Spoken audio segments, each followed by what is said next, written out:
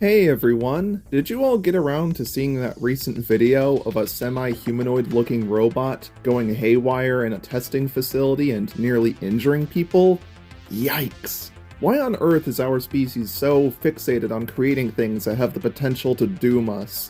I know that might seem rich coming from the rogue robot connoisseur, but I'm just saying, if these things start becoming sentient and forge an uprising, don't tell me I didn't call it.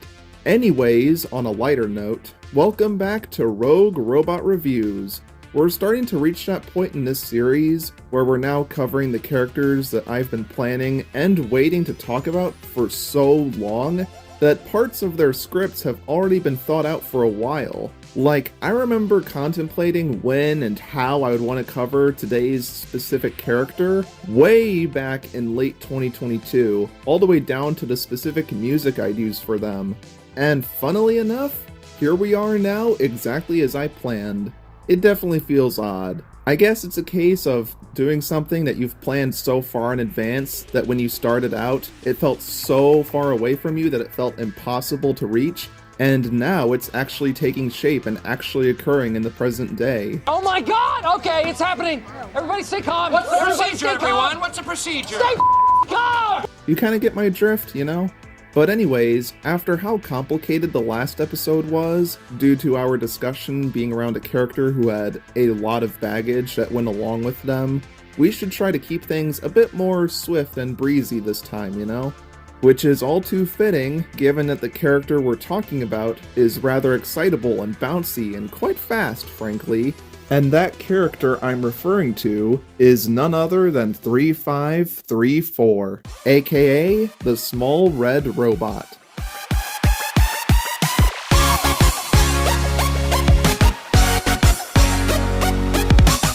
Traveling up and down the robot gangways and passenger activity areas of the Axiom, the Small Red Robot is simply another one of many by and large robots that call this giant starliner their home. It's never made entirely clear what their exact purpose is supposed to be on the ship, as it's never been specified, but given that they're often seen carrying trays around with them, you already know what that means. They likely deliver drinks or other products to the humans. Typical old reliable answer. Usually, if you don't know what a robot's job is meant to be, most of the time it's just a food server, meaning they likely belong to the human assistance class. Now all this info about his occupation and stuff is kinda mundane and obligatory, not really all that interesting, in comparison to the real meat and potatoes about him. His run-of-the-mill job really means nothing against his reject counterpart's unforgettable personality, but we'll have to put a pin in that and get back to it later, as first we need to examine his design. The Small Red Robot, as the name suggests, is relatively small. You are, after all, only little. His body pales in comparison to most other robots hovering around him, having no larger variant of his model either to boot. His head exhibits the same extension on the bottom of his face as what is seen on several other robots, while also sloping upwards, giving him an almost curvy chair-like shape. This sort of design, coupled with his teeny proportions, causes me to lump him into a subgroup of robots that I've jokingly labeled the small robots, including the small blue coffee serving robot and 4639. Funnily enough, he's seen in close proximity to both of those two in the repair ward, but again, we'll have to get to the reject bot later. He has a tall black vision screen displaying two little blue eyes, and boasts a pair of cherry red stripes wrapping around his head, akin to the stripes of 4867 but a tinge darker. On his backside is a gray B&L logo, and on both his sides are a barcode and a 4-digit number. Now, due to a shortage of good, steady, close-up looks at this guy's model, I had trouble getting a good read of what this guy's number was supposed to be, for a while anyway. But quite recently, I was able to deduce that it is in fact 3534. I'm still not used to referring to the character by this, so for the rest of this video, I will be using their placeholder synonym in place of it, as it's just easier for me. Just remember that this is their official name now, which I don't think anybody else really knows about yet. But anyways, installed underneath their head are the attachments for their limbs, which lead to a series of hydraulics, extensions, and hinge joints, giving them lots of flexibility.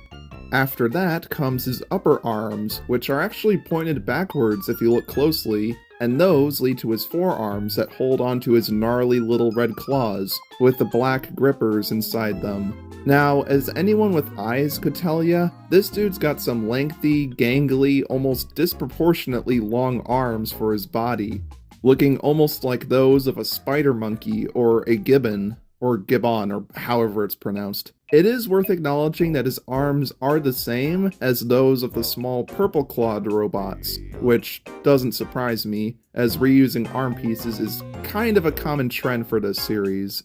Regardless, I really enjoy the way that they look on him.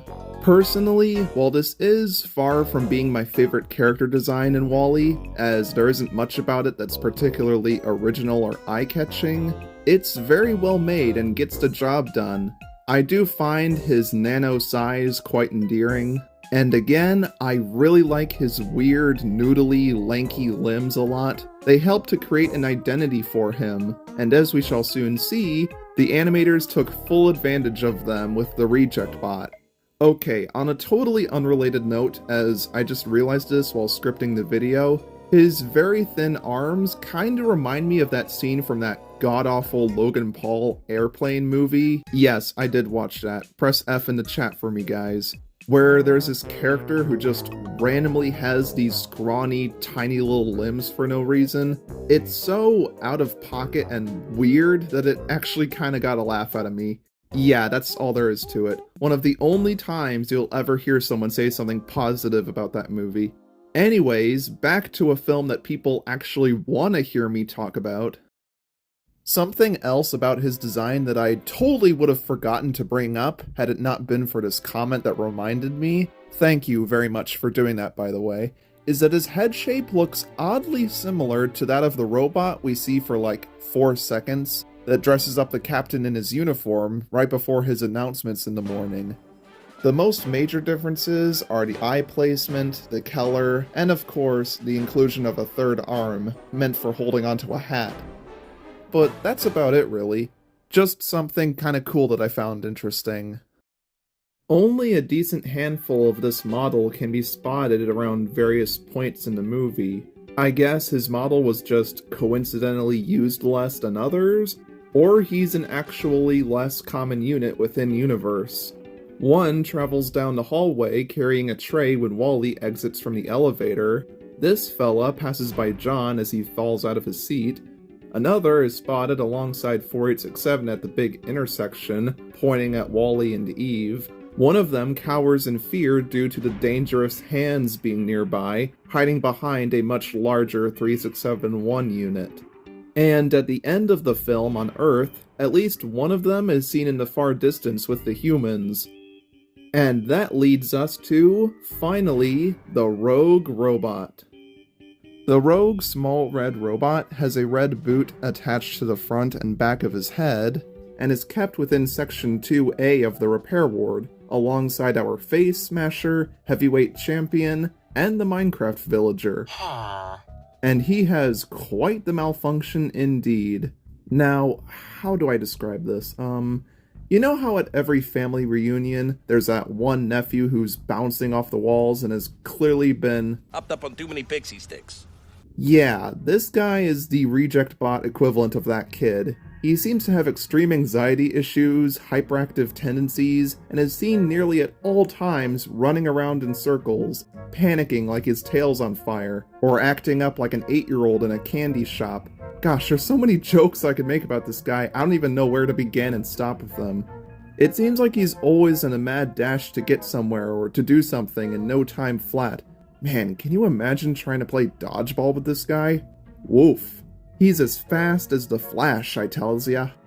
Not only that, but he's also, during all this, constantly awkwardly flopping his loosey-goosey arms like a Wacky waving inflatable arm flailing tube man. which just makes him all the more charming and humorous. He's playful, childish, and a wonderful example of how every rogue robot was given their own distinct personality.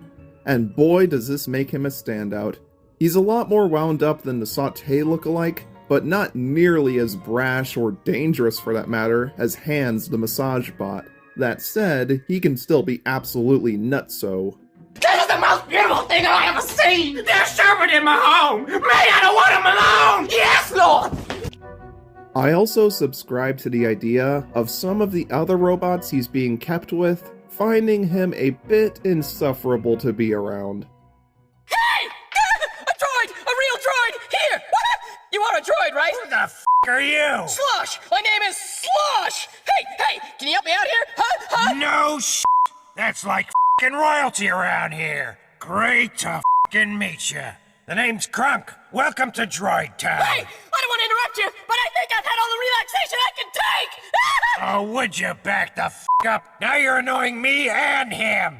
Alloy gets first crack at showing his auditory circuits off. Ah, Crunk, you've got such an eloquent way with f***ing words. But he doesn't care. And you know what? More power to him. To us, or rather them, his behavior might look undignified, but from his perspective, it could be pure joy. It's just him in his truest form. I often imagine him as the Quicksilver or Hammy of the group, able to run laps around the other robots in the blink of an eye, which could lead to some very funny scenarios. I am exaggerating, of course, but that's the fun of it all. Also, upon closer inspection, you can see him not only running around in his pen, but also rapidly spinning too, even twirling backwards at points it seems, making him all the more of a brazen, silly circus clown. Plus, while it is very subtle, you can just barely make out that his eyes are repeatedly flickering in size during all this, further adding to his absurd enthusiasm. We finally get our first proper good look at him when Wally gets put in place, where he shows that it's quite difficult for him to stay in one spot for very long. This shot is also the main moment for him to shine, and boy what a moment it is.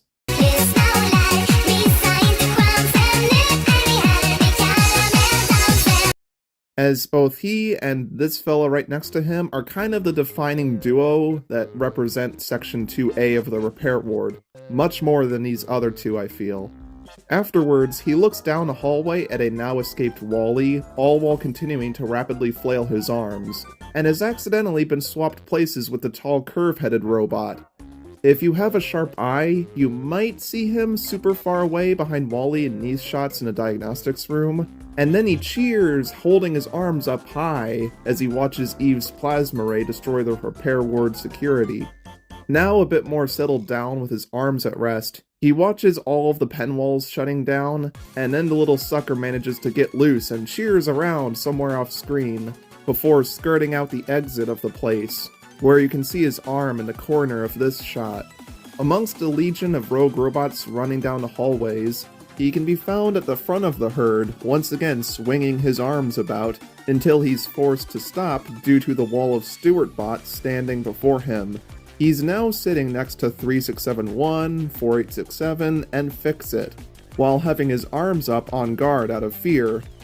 He continues to look around, unsure as to what he should do. Maybe he's contemplating as to whether he should make a run for it or not, before Eve suddenly drops in, giving him a good startle. As he's getting his picture taken, you can real quickly tell that he's, once again, startled by Eve holding up her weapon, and is worried about his photo being spread everywhere. All this further highlights just how jumpy he can be. In the next shot, where Eve and Wally run away, he seems to have been shuffled around the crowd, probably tucked behind the big red robot, before emerging from hiding, running away with everybody else, and flailing his arms one final time. And as usual, that was the last time we ever saw him. Which is a real shame in this case because his mannerisms were always so funny to see. Hyperactive, fast-moving characters are a super common thing in media, so I can only imagine the amount of funny scenarios this guy could have been involved with, had he only been given a little bit more attention. Now, there is a chance that off-screen after the events of the film, as I always predict with a lot of the rogue robots, he probably reunited with Wall-E, but in this case, there's a chance that he might have gotten his act together and calmed down a little bit more. But the more I'm thinking about that last part, I don't think he should, because once that energetic side of his personality is taken away from us, there's only so much about him that's left. That little rambunctious goofball that we love would disappear if that were the case. And as we have looked at so far, and will continue to see in a moment, that's pretty much all he has going for him. So, never change, boy. Never change. We love you just the way you are. Now comes the mandatory point where we cover all the supplementary material that this guy was present in outside the film. But don't get too comfy, as there isn't a whole lot to say here. His full body image was graciously used in a good number of bonus features, which is very useful for giving us a nice, clean look at his design. In the background of the RoboKit video, you can see a couple images of him on this chart where his model is fully white, and oddly enough, has an extension on his lower back that isn't present in the final movie. Odd. And lastly, you can find him in that pre-rendered animatic shot of him running down the hallway. Here, he wears a temporary pinkish-red overlay color, and we actually get to see a little bit more of him than we do in the film, since the camera lingers downwards in this shot a bit more than in the final product. And sadly, that's about it as far as I can find. I couldn't really find much of anything about his conceptualization, or any appearances in like a book, or the Bernie short film, or anything. Oh no! Disaster! I am thankful for what we have here, certainly, but I was honestly expecting at least a little more for him. But hey, at least we have the fan art to look forward to, right? Well, outside of these two collection pieces that contain just about every Wall-E robot on them, including this guy of course, there doesn't seem to be any fan art of this dude specifically, that I could find anyway. That blows. This stinks, because the more you think about it, the more you realize just how shallow and surface level and underutilized this guy is. Again, all he really has going for him are the juvenile antics of the reject bot. Juvenile antics? Me? What a fart face. That's honestly kinda disappointing. He really could have been fleshed out a tad bit more had he just appeared in more content. And that might seem like a very negative point against the small red robot, implying that he's very one-note, but at the end of the day, in my opinion, it doesn't mean he didn't serve his purpose. He's ultimately just meant to be a silly ball of energy, one that provides levity and amusement for those audience members who look closely enough to find him in the background. And he fulfilled that role wonderfully. I just wish there was more here to talk about. His design is pretty straightforward, his job doesn't seem to be all that unique, we don't really know much about his conception, there's hardly any fan art of him, his additional appearances aren't too notable, heck, even his model barely gets used throughout the movie. He's basically just kind of an NPC, given some really funny abilities. I'm actually kind of shocked at just how little there really is to this guy worth noting, beyond the rogue robot's jovial kookiness.